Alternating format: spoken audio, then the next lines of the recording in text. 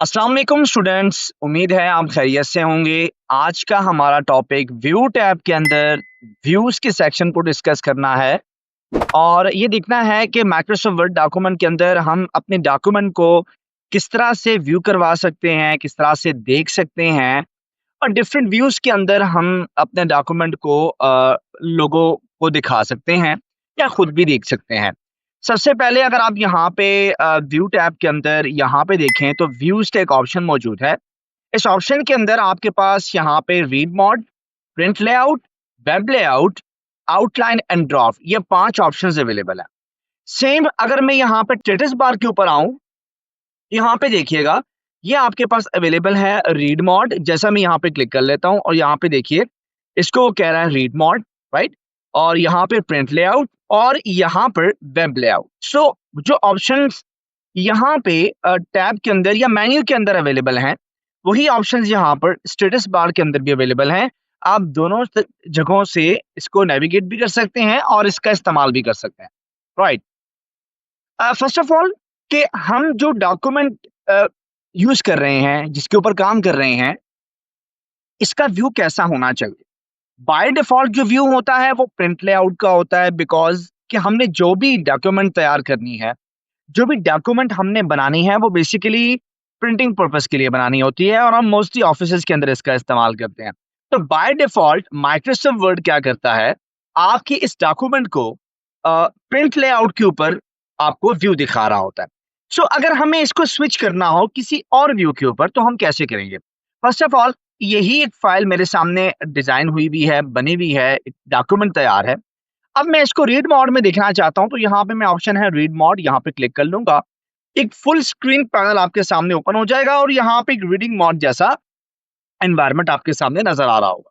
तो जब भी आप इस टेक्स्ट को देखेंगे कि हमने इसको रीड करना है, तो आप ये साइड पे ऑप्शंस हैं, इन ऑप्शन से आप स्लाइड बाय स्लाइड नेविगेट करेंगे और नेक्स्ट पेज के ऊपर चले जाएंगे और इस तरीके से आप अपने डॉक्यूमेंट को रीड कर सकते हैं। ओके, मैं एस्केप का बटन प्रेस करता हूं और मैं एग्जिट कर लेता हूं इस चीज को और थोड़ा सा मैं टेक्स्ट को आगे बढ़ा देता हूं। मिसाल के तौर पे मैं अगेन एक फॉर्मूला यूज करता हूं, round bracket open and close, और मेरे पास यहाँ पे कुछ मजीद टेक्स्ट जो है जनरेट हो गया है। इसके अलावा मजीद मैं एक और जो है वो जनरेट कर लेता हूँ। सो नाउ अब मैं अगर इसको रीड मोड में लेके चलूँ तो आप देखिए इस तरीके से मेरे पास डबल पेज के तौर पे आपके सामने एक व्यू नजर आ रहा है और ये जो व्यू है ये बेसिकली रीडिंग मोड के अंदर है। ओके, अगर मैं इस व्यू को आगे इस तरह से लेके चलूँ तो यहाँ पे ऑप्शन देखिए, यहाँ पे आगे फॉरवर्ड होता है, तो यहाँ पे जब क्लिक करता हूँ तो नेक्स्ट पेज के ऊपर नेक्स्ट व्यू दिखा रहा होता है। इस तरीके से आप स्लाइड बाय स्लाइड जो है वो इस व्यू को नेविगेट कर सकते हैं। ऑलराइट, मैं इसको एग्जिट कर देता हूँ एस्केप की मदद से। अब हम चलते हैं वेब लेआउट की तरफ। वेब लेआउट क्या होता है? बेसिकली वेब लेआउट वेबसाइट्स के लिए एक पैटर्न है। जिस तरह से हम वेबसाइट को विजिट करते हैं तो वेबसाइट के अंदर वाइड पेज होता है, तो उसके अंदर जो टेक्स्ट लिखा होता है या वहां पे टेक्स्ट यूज किया गया होता है वो बहुत ही वाइड होता है, from one side of the screen to another side, और वो काफी वाइड नजर आ रहा होता है। तो सेम उसी लेआउट के अंदर यहाँ पे हमें जो है वो बना के दे दिया उसने। इफ अगर हमें वेबसाइट्स के लिए लिखना हो तो हम इस लेआउट के ऊपर सेटिंग करके इसको यूज कर सकते हैं। ओके, एक यहाँ पे ऑप्शन है आउटलाइन। आउटलाइन बेसिकली इस तरह का एक फॉर्मेट है। आउटलाइन के अंदर कुछ ऑप्शंस अवेलेबल हैं, जैसा कि ये सारे के सारे ऑप्शंस जो हैं ये आपको नजर आ रहे हैं, ऑल लेवल्स के हैं। लेवल अगर आपने कुछ लेवल्स दिखाने हैं तो वो कुछ लेवल्स दिखाएगा, आपने 3 लेवल्स दिखाने हैं वो दिखाएगा, और आपने ऑल लेवल्स शो करने हैं तो सबके सब लेवल्स को शो करेगा। लेवल्स आपकी हेडिंग्स भी हो सकती हैं। ओके, यहाँ पे है कि शो टेक्स्ट फॉर्मेटिंग, ये भी एक ऑप्शन होता है, आपके टेक्स्ट की फॉर्मेटिंग को यहाँ पे रखे या ना रखे, जो आपने बोल्ड इटैलिक अंडरलाइन किया हुआ है वो यहाँ पे शो करे या ना करे। ओके, एक और ऑप्शन यहाँ पे मौजूद है, शो फर्स्ट लाइन ओनली। देखिए यहाँ पे अगर मैं फर्स्ट लाइन को खत्म कर देता हूँ तो जितने भी पैराग्राफ्स यहाँ पे लिखे हुए हैं, टाइप हुए हैं, वो सब के सब एक्सपेंड हो गए हैं, ठीक है।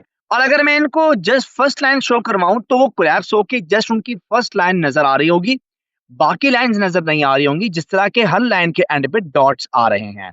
स्टूडेंट्स यहाँ पे जो डॉट्स का इस्तेमाल किया गया है वो एक्चुअली ये बता रहा है कि जितना भी जो टेक्स्ट उस स्पेसिफिक पैराग्राफ के अंदर अवेलेबल है वो हिडन है, और जो उसकी पहली लाइन है, फर्स्ट लाइन है, वो आपको शो की जा रही है।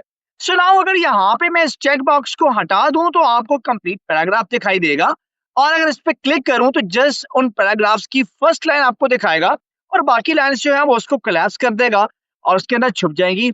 यही एक जो है वो एक बेटर एडवांटेज है आउटलाइन के इस व्यू के लिए, राइट। तो ये कुछ चंद ऑप्शंस हैं, आप इनका इस्तेमाल करके इनका जो है वो व्यू कर सकते हैं।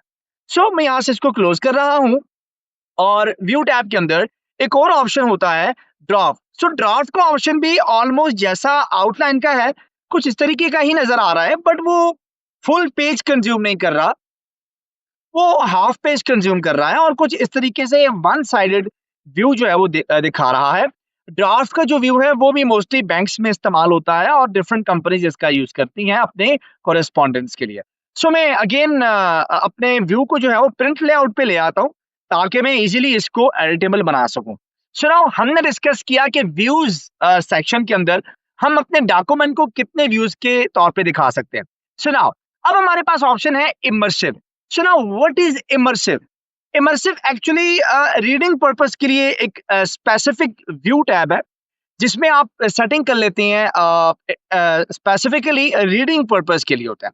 ओके, अगर मैं इमर्सिव रीडर पे क्लिक कर लेता हूं तो आप देखिए एक नया टैब ओपन हो जाता है साइड पे इमर्सिव रीडर के नाम से, और यहाँ पे चंद ऑप्शंस आपको अवेलेबल हैं। सुनाओ, आपको आपका जो डॉक्यूमेंट है वो कुछ इस तरह से दिखाई दे रहा है। ये एक्चुअली टेक्स्ट के जो कैरेक्टर्स होती हैं, जो लेटर्स होते हैं, उनके दरम्यान में स्पेसिंग है। अगर आप चाहें वो स्पेसिंग नहीं चाहते तो यहाँ पे ऑप्शन है टेक्स्ट स्पेसिंग, इसको ऑफ कर दीजिए। नॉर्मल जो कंडीशन है डॉक्यूमेंट की, आप उसमें आ सकते हैं, और अगर आपको स्पेसिंग चाहिए तो आप स्पेसिंग का इस्तेमाल भी कर सकते हैं। सो ये एक रीडिंग मोड के अंदर ही आपको दिखाई देगा। सुनाओ, अगर मैं चाहूं कि कॉलम की विड्थ की सेटिंग देखनी है कि अगर नैरो कॉलम हो तो वो कुछ इस तरह से नैरो कर देगा आपकी कॉलम को। पेज के अंदर जो आपका कॉलम है उसको नैरो पे रख के आप इतना इसको दिखा सकती हैं, और अगर आप इसको मॉडरेट पे रखें तो आप उसको इतना दिखा सकते हैं, राइट। ये आपको नजर आ रहा है। और अगर आप इसको वाइड पे रखें तो ऑलमोस्ट आपको एक कंप्लीट विंडो के अंदर जो है वो टेक्स्ट दिखाई दे रहा है। तो ये सारे के सारे व्यूज जो है वो इमर्सिव रीडर के अंदर ही अवेलेबल है। सो मैं यहाँ से इसको नैरो पे रख लेता हूँ फिलहाल, इतना जरूरत नहीं है, या मैं चाहूँ तो मॉडरेट पे भी रख सकता हूँ, ये भी मेरे लिए एक अच्छा व्यू है रीडिंग पर्पस के लिए। सो नेक्स्ट ऑप्शन है पेज कलर। आप पेज कलर का टैब यूज कर सकते हैं, जिसमें पेज कलर अगर ये वाला रखना चाहते हैं तो आप देखें आपको रीडिंग में आसानी हो सकती है। आपका पेज कलर ब्लैक हो जाने से जो टेक्स्ट का कलर है वो व्हाइट हो जाता है, तो जो कंट्रास्ट आता है आपके बैकग्राउंड कलर में और टेक्स्ट के कलर में, वो आपको ज्यादा इजियर बनाता है रीडिंग करने के लिए। सो प्रूफ रीडिंग के लिए या रीडिंग पर्पस के लिए ये वाला व्यू भी बहुत ही इंटरेस्टिंग होता है। आप पेज का कोई भी कलर यहाँ से दे सकते हैं, मोर कलर्स में जाके मजीद कलर को एक्सप्लोर कर सकते हैं। मैं यहाँ पे इसको व्हाइट रहने देता हूँ। आगे चल के देखते हैं टेक्स्ट की स्पेसिंग, वो तो आपने देख ही ली। अगर आप टेक्स्ट स्पेसिंग के साथ देखना चाहते हैं तो ये व्यू है, और अगर टेक्स्ट स्पेसिंग नहीं देखनी तो यहाँ पे क्लिक करेंगे तो टेक्स्ट स्पेसिंग खत्म हो जाएगी। तो मैं इसको टेक्स्ट स्पेसिंग के साथ रखता हूँ ताकि व्यू जो है रीडिंग के लिए मुझे थोड़ा सा करीब करीब से नजर आ रहा हो।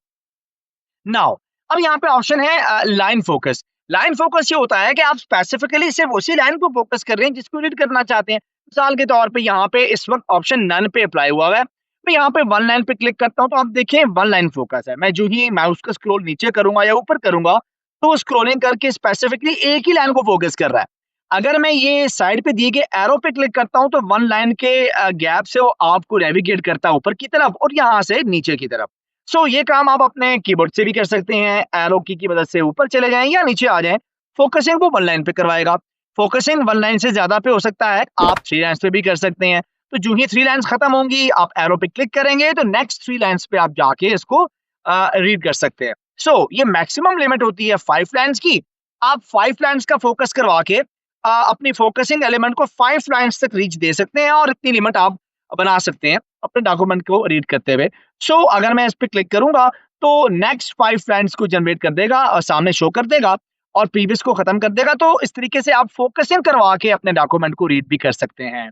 सो स्टूडेंट्स, यहाँ पर अब हम क्या करते हैं कि इस लाइन फोकसिंग को यहाँ से मैं नन कर देता हूँ, और एक सिंपल जो है वो व्यू पे आ जाता हूँ। यहाँ पे ऑप्शन है सिलेबल। सो सिलेबल क्या होता है? सिलेबल एक्चुअली डिफरेंट लेटर्स जो होती हैं या डिफरेंट वर्ड्स जो होती हैं उसके अंदर सिलेबल पाए जाते हैं। ये इंग्लिश के लेक्चर्स जो होते हैं या इंग्लिश की जो टीचर्स होती हैं उनको ज़्यादा बेहतर इस बारे में पता होगा, क्योंकि ये ग्रामर की टर्म है सिलेबल। और किसी वर्ड के अंदर डिफरेंट फोनिक्स के साथ जो एक वर्ड छुपा होता है वो सिलेबल कहलाता है। जैसे मिसाल के तौर पे अगर मैं सिलेबल ऑन कर लेता हूँ, आप देखिए कि इंसर्ट के वर्ड के अंदर एक इन है और दूसरा जर्ट है। इसी तरीके से एलिमेंट्स के अंदर 3 सिलेबल हैं, एल ई मेंट्स। इसी तरीके से गैलरीज के अंदर गैल लेर ईज। इस तरह से डिफरेंट जगहों पे जितने भी वर्ड्स इस्तेमाल हुए हैं उन वर्ड्स के अंदर डिफरेंट सिलेबल्स होते हैं। तो वर्ड्स के अंदर डिफरेंट फोनिक्स के साथ जो पार्टीशन हुई होती है वो सिलेबल कहलाती है। बाय द वे ये इंफॉर्मेशन ज़्यादा बेटर बताएंगे इंग्लिश के टीचर्स बताएंगे। सो अगर आपने सिलेबल को भी सेपरेट करना है और अ, दिखाना है व्यू के अंदर कि सिलेबल कितने हैं आपके पूरी डॉक्यूमेंट के अंदर, तो वो आप बड़ी इजी से यहाँ से दिखा सकते हैं। सो मैं इसको अभी क्लोज करने जा रहा हूँ।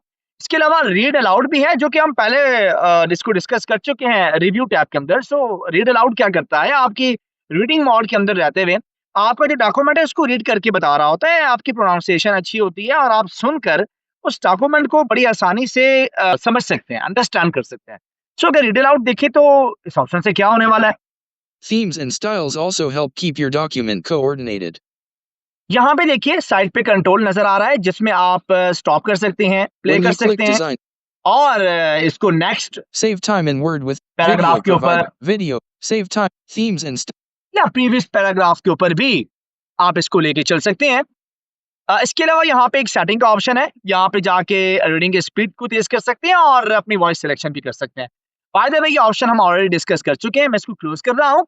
और यहाँ पे सारे ऑप्शंस समझ लेने के बाद यहाँ से मैं इमर्सिव रीडर को क्लोज कर रहा हूँ।